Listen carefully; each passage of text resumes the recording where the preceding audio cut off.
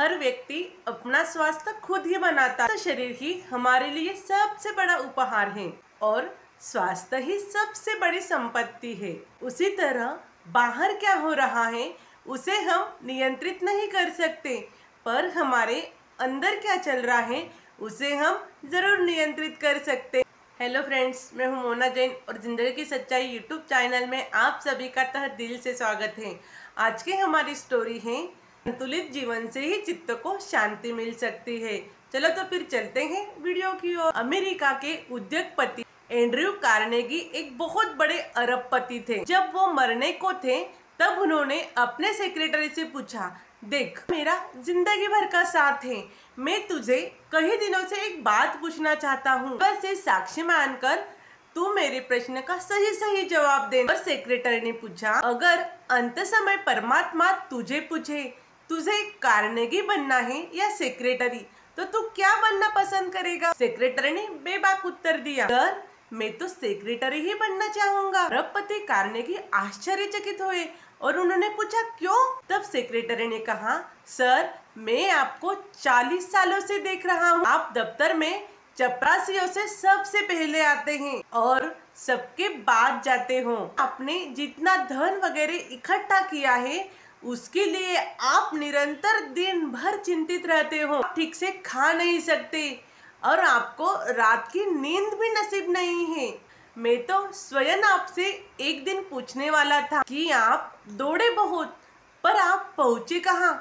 क्या ये सार्थक जिंदगी है? आपकी लालसा, चिंता, संताप देखकर ही मैं भगवान से प्रार्थना करता हूँ, भगवान मुझे अगले जन्म में भी सेक्रेटरी ही बनाना, मुझे कार्नेगी कभी बनना ही नहीं है। सुनकर कार्नेगी ने अपने सेक्रेटरी से कहा, मेरे मरने के बाद तुम अपना निष्कर्ष पूरी दुनिया में प्रचारित कर देना। तुम सही कहते हो, धनपति कुबेर हूँ, पर मुझे अपने काम से फुर्सत ही नहीं है। मैं अपने परिवार को, अपने बच्चों को समय ही नहीं दे पाया। अपने मित्रों से मैं दूर दूर तक अपरिचित रहा।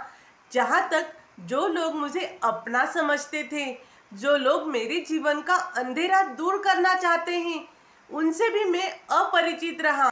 मैं तो बस अपने साम्राज्य को बढ़ाने में और चिंता में ही जीवन को खो चुका हूँ। और अब मुझे तुमसे वार्तालाप करने के बाद लग रहा है मेरे जीवन की दौड़ व्यर्थ ही गई। कल ही मुझे किसी ने पूछा, क्या तुम तृप्त होकर मर पाओगे? मैंने उत्तर दिया, मात्र 10 अरब डॉलर छोड़कर मर रहा हूँ, पर मेरी इच्छा आकांक्षा तो 100 अरब की थी और जो अधूरी रह गई।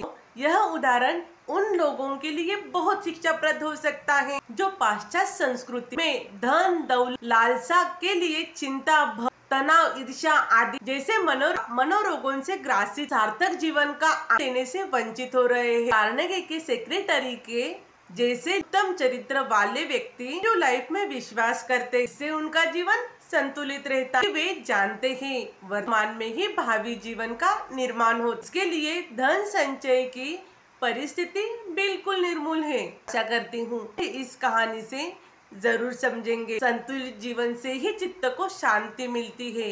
तुम कितना भी धन इकट्ठा कर लो, कितने भी धन के पीछे भागो, पर तुम्हारे हाथ में उतना ही आएगा जितना तुम्हारे नसीब में होता है। और इसीलिए धन इकट्ठा करने के साथ साथ अपने परिवार को भी समय दीजिएगा, अपने बच्चों को भी समय दीजिएगा। मिलते हैं अगले वीडियो में, तब तक के लिए स्टे हैप्पी, स्टे हेल्दी।